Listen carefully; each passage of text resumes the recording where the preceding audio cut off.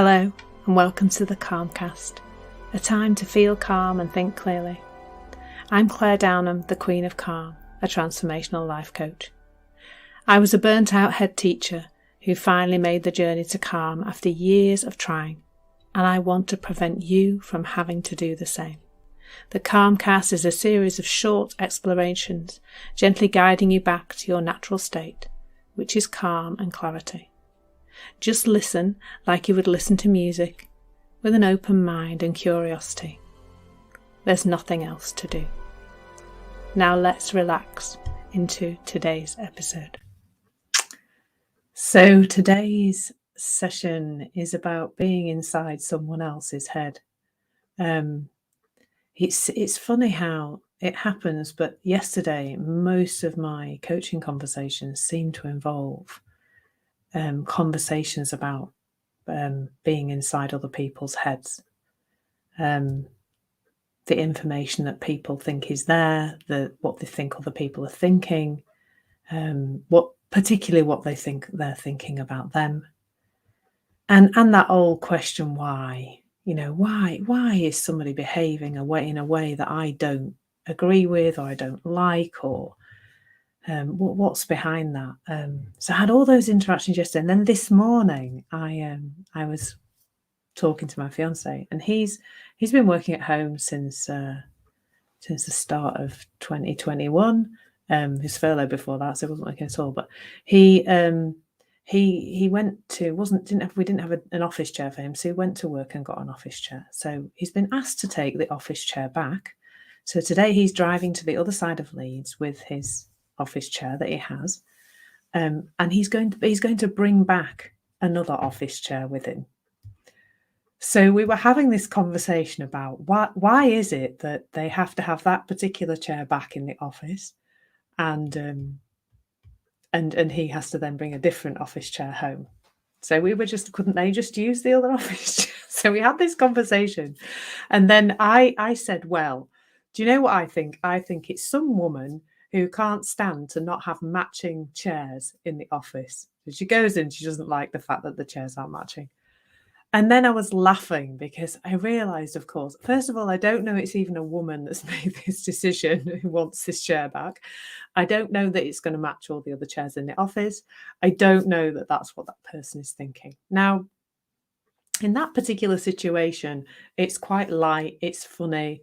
We can see that we're making it up, can't we? Maybe we can't sometimes, but in this particular instance, I could totally see that I was making up this ridiculous story about office chairs and why people thought they should have to go back to the other side of Leeds. But of course, in the conversations I had yesterday, people were upset, really upset. So one person was upset because they thought somebody at work was treating them in a particular way. The other person was upset because of a family type situation, and they didn't feel good. And there was this attempt to try and work things out, or trying to know how to react if that person does the thing that I don't want them to do. How will I then respond? There was a complicated story about what they think of me. I think that often comes into play when we're making up a story about what's in somebody else's head. And I keep saying that phrase, making up a story. Now, I don't mean that you are like the Brothers Grimm and that you actually sit down and deliberately compose a story about what's in somebody else's head. It's all happening innocently, completely innocently. But it's something that we do a lot, isn't it? And perhaps you've noticed that when you go into somebody else's head and you make up quite an unpleasant story, how that feels. I don't know about you, but for me, it feels pretty horrible. Doesn't feel comfortable. It's a knotty, kind of anxious, unpleasant feeling. It probably tends to reinforce some of the things we don't like about ourselves, or things we think are not good enough about ourselves. But that's the clue. That's one of the clues. One of the clues is, if you think somebody is thinking something about you that you think about you yourself, Did that sentence make sense? Then that's a clue, isn't it? Because it's obvious then, to me anyway, and it can become more obvious if you stay in this conversation, that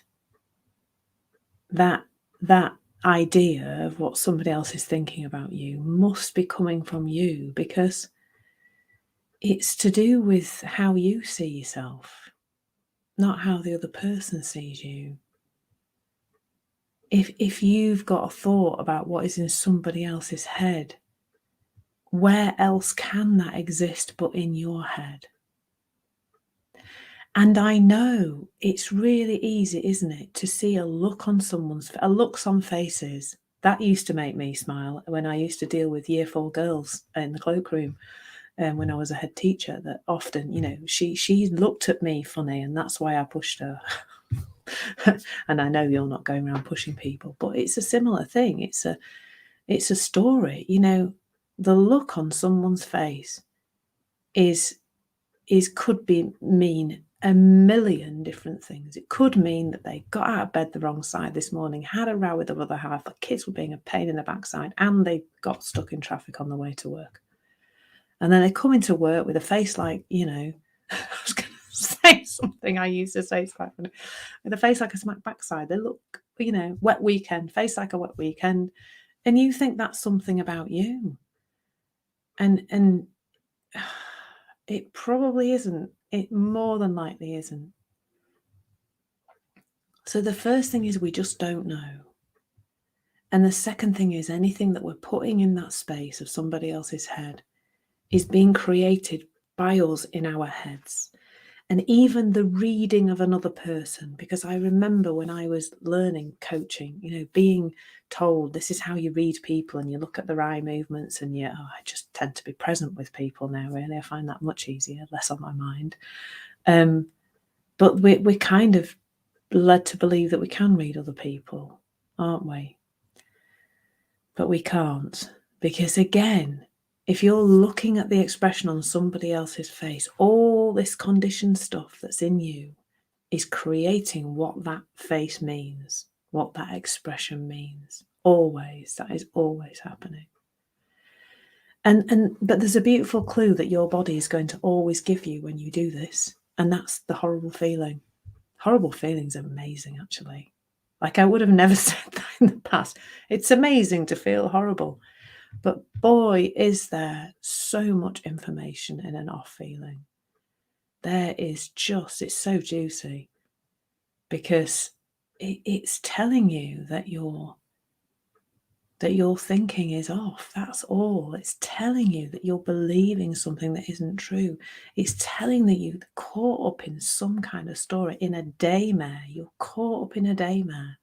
And we all know what it feels when you wake up from a nightmare, don't we? It's horrible. But boy, is it nice to wake up. It's nice to wake up, isn't it? And feel that relief. At first, you're a bit wobbly, but then it's just a bad dream. It's just a nightmare.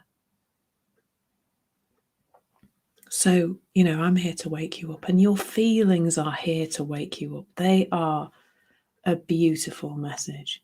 Off feeling, off thinking. And once there is the realization of that, which doesn't happen all the time, but when it does happen, nothing else needs to happen.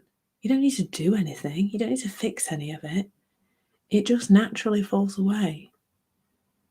Because in the seeing of it, it's almost like, that phrase, you can't unsee that. Well, you can't unsee it once you've seen it. And so just take this into your life. Take this beautiful tool of your emotional reactions to things, and know that they are just providing you with information. And if you have an uncomfortable feeling when you are thinking about what is in somebody else's head, that is just providing you with information to let you know that your thinking is off. That's all.